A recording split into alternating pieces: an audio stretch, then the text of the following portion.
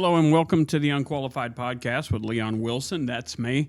Thank you to the folks who have been our just longtime subscribers and those who have taken the time day after day, week after week to support the channel in the way of viewing and listening. And from all over the world, we are in over 240 countries or cities worldwide, and so many different countries, over 40 countries, and it's just been a whirlwind of what God's done in our life, and we're coming up on the year mark that the podcast has been airing, and in that time, there's been just a tremendous amount of support and just ups and downs. It's ebbs and flows. It's just like anything else where the views will just seem like they're skyrocketing, and then other times the views are, just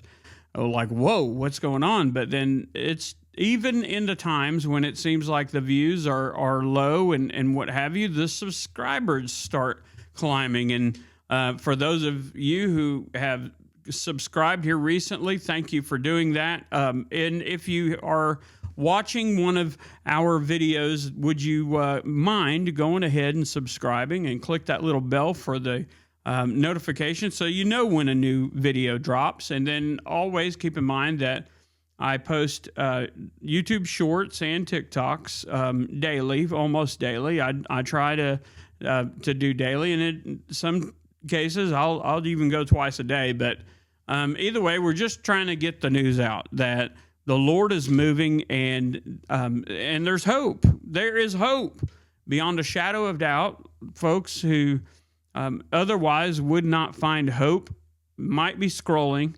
And if you're scrolling and you come across this right now, understand that the Lord loves you. He loves you. Just is just head over heels for you. And there is hope. Either way, today I preached on 1 Samuel chapter 30, verses 1 through 6. And it's a beautiful story about David, who had a company of men who he was sent from the Philistines and told, hey, you need to go home. That basically their time in the campaigns were done because some of the leaders of the different parts of the campaign had decided that they didn't want the Hebrew men there. They were warriors, and they had helped and made some exploit names for themselves, and for some reason they didn't want them there. Made them feel uncomfortable. They said, lest he turn on against us and join our enemies. And so David left and turned back, and they went to their home base, which was in Ziklag. And upon approaching Ziklag, they realized that the city had been destroyed, burnt with fire, and that everybody there was taken captive. Wives, sons, daughters, everybody taken captive. And so David and his men find themselves in an emotional situation where they wept, the Bible says, until they had no energy.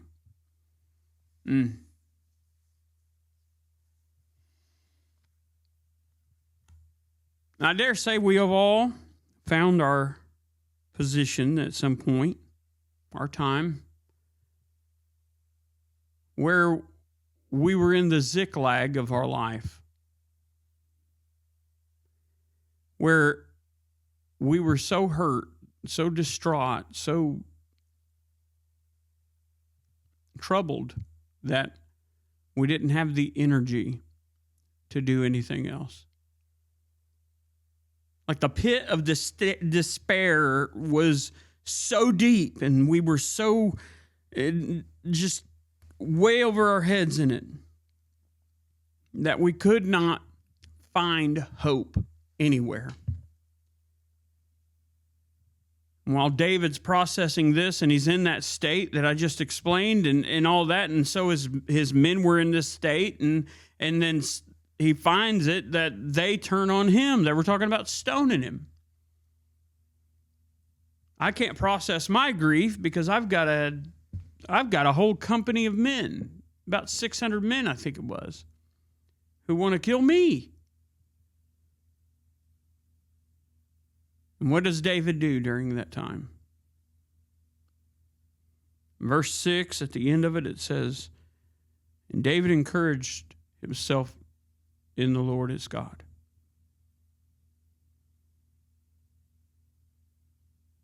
And when I read that the first time it really rang with me, it was like looking at a neon sign. It was as if the Lord was saying, "This is it. This is you. This is what you need to read and process it." And so I did. And I was thinking, how do I encourage myself in the Lord? How do I do that? What do I need to do in order to encourage myself in the Lord? How did David do that? What's the code? How do I do it? But the Lord showed me that too, and I described that and explained that today during service, and I'll explain it right here. I was in a bad way, and I was without work for a few months. My wife was the only income. I felt like I was less than a man. I wasn't earning my keep. I wasn't the provider that I'm supposed to be. And as I was trying to put in these applications and all this other stuff and trying to get a job, she was working and making ends meet and balancing the budget somehow, some way. God made a way for us to be able to continue to push forward and make ends meet. And then after a few months, I finally got a job at a grocery store stocking the dairy.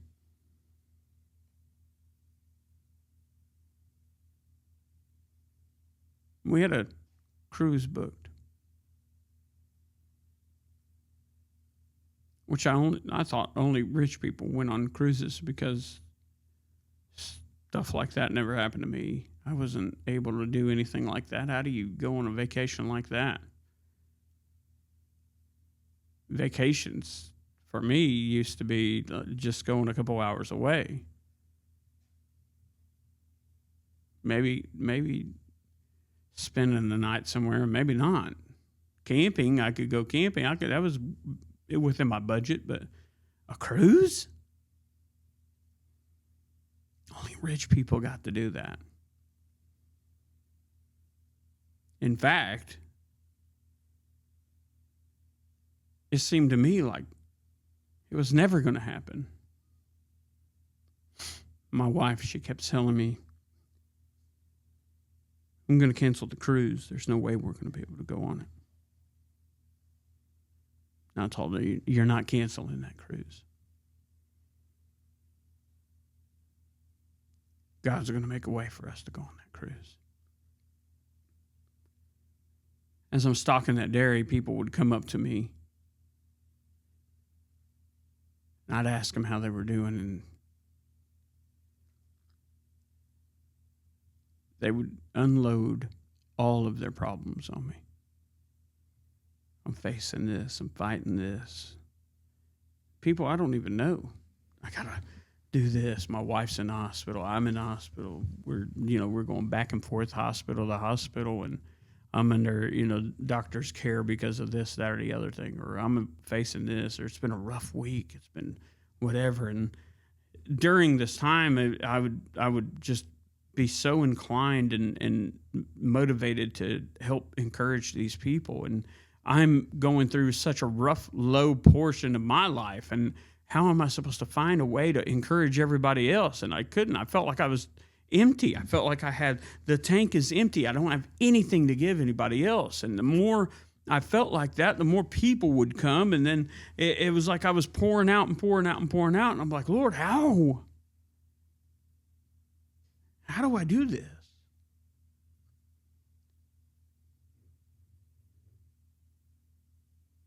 And the Lord showed me the only way I can pour out, the only thing I have to pour out is what He pours in. An empty vessel can't pour anything out. An empty cup has no coffee to pour out. But if He's filling my cup while I'm pouring stuff out, I can't ever run out. And I kept pouring it out and pouring it out and pouring it out. Then my phone rang. We want you to come interview at this manufacturing plant. We know you put in for this job, but somehow we have you applied for this job, which was an even better job. Can you come and interview? Yeah, sure. I go and I interview. And then I get a phone call. All the while, my wife is, I got to cancel this cruise. Got to cancel this cruise. There's no way we're going to be able to go on it. We need to get our money back. And I kept telling her, you're not canceling this cruise. God's going to make a way.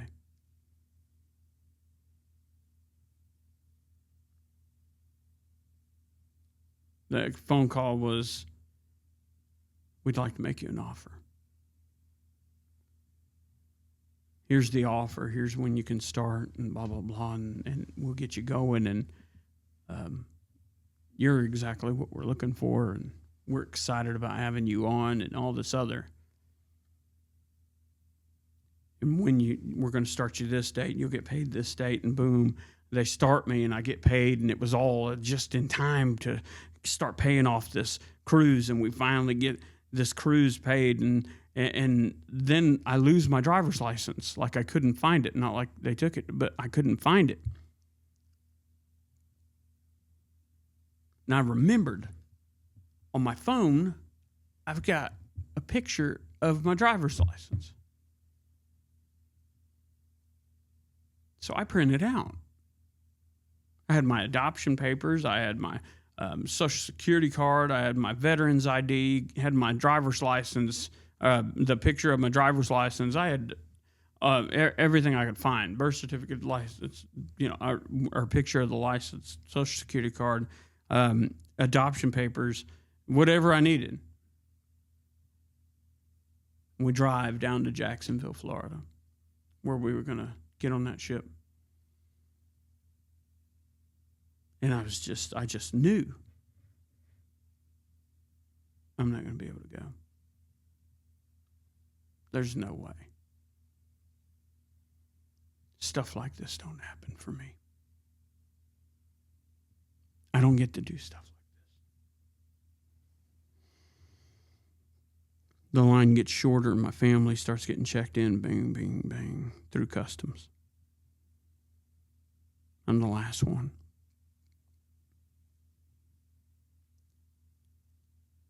There they are waiting on the other side of here. I walk up there, a folder with all my identification and everything I had. I tell that lady, I like your hair. She looks up to me and she says, thank you. I see your license, registration, blah, blah, blah, whatever you got, or license, insurance, whatever you got, or whatever. I forget what it was. Oh, license and birth certificate, long form birth certificate. I said, well, I've got my long form birth certificate. Here's my Social Security card. Here's my veteran's ID. And then this is a printout. Here's a printout of my license.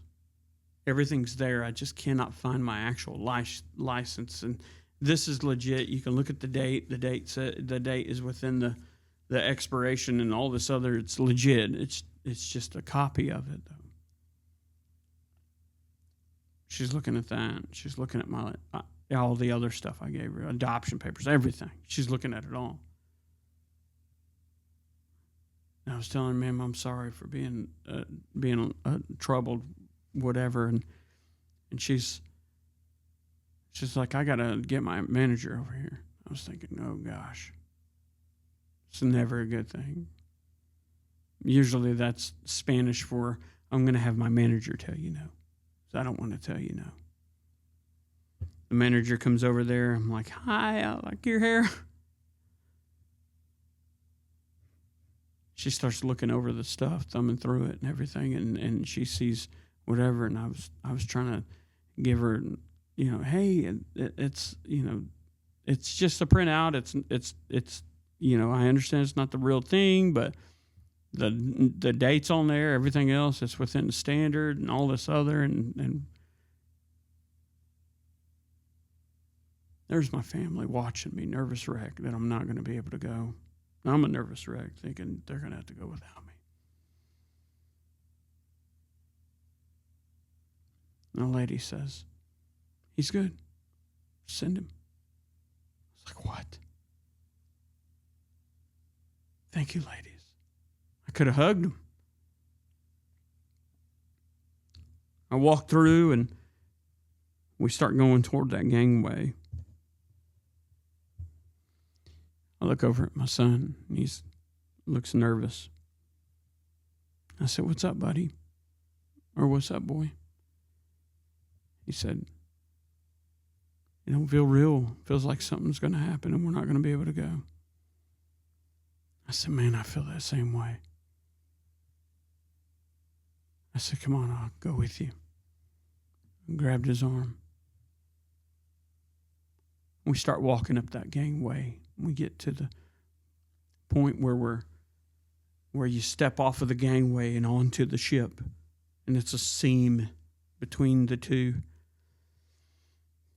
And I remember holding on to him and just grabbing him tight a little bit and stepping over that thing together and thinking, stuff like this don't happen to Leon. Until now. Me and my son, we cross over through that doorway and we look at I'm sure this is just a 1/1,000,000th how we're going to feel when we go to heaven, but it was amazing.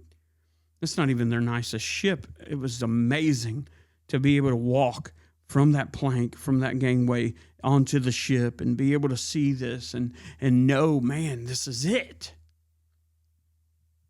That by faith we clung to the idea, the hope that we'd be able to board that ship, and here we are aboard the ship. After that cruise, we had another cruise, and I remember the same thing, stepping from the gangway onto that ship, and I remember feeling like, man, God did it before, he'll do it again, and that's part of the thing. That's how you encourage yourself in the Lord. If you put yourself in David's shoes, how he stood there and he was watching his father's sheep, and then here comes a lion out of nowhere, and he has to kill the lion so that he can save the sheep. And then not long after that, it was a bear, and he had to kill the bear in order to save the sheep. But the Lord gave him the strength to kill both of these animals. It wasn't long after that, and then there's Goliath, and the Lord had to give David the strength in order to sling that rock, that stone, and hit Goliath in the head and put him down, and then the Lord gave him the strength to behead him, and if he'll do that, then surely to God, it was God who helped get him through the other battles that he was in, and by the time we get to the point of Ziklag, David could easily encourage himself in the Lord because God had been there the entire time. And that's the difference. We get stuck in this cycle where we want to give up every single time we come to the next Ziklag in our life. But the truth is, we've never been alone. We've always had a God who will help us and wants to get us to recover it all. not just get past Ziklag, but to get beyond Ziklag so that we haven't lost anything, but we've gained what we're supposed to gain. I don't know what you're going through in your life. Maybe you're at the Ziklag of your life and you feel like it's falling apart. I would submit to you that you would, if you completely and utterly lean on the Lord and remind yourself that if you're saved, God is with you. And if he's gotten you to it through anything you've gotten to, if he's helped you in any kind of way whatsoever, he'll do it again. And if you've never come to the saving knowledge of faith through Jesus Christ, if you've never accepted him as your Savior, that's the start. Because the dog in the fight, and currently, if you're fighting without Jesus, that dog's really, really small. But with Jesus, there's no limit to the fight in the dog. With God, I can go through anything, and he will preserve me and facilitate me. That by the time I even realize the battle's over, he's already so victorious. There's almost no explaining the joy of knowing that God is on my side. But if you have him on your side, then you know what I'm talking about. The problem is when the next Ziklag comes, are you going to forget that until you don't? Or are you going to acknowledge right off the bat, I have God.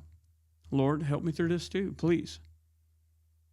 Father, facilitate my victory right here too. Glorify yourself through my victory over this issue. Glorify yourself through your victory over this issue. Whatever it is, however the prayer goes, acknowledge God. That he got you through the last storm. He's going to get you through this one. Ziklags come and go. God stays the same. That's how it is. Either way, listen, I love you. God loves you. This has been the Unqualified Podcast with Leon Wilson.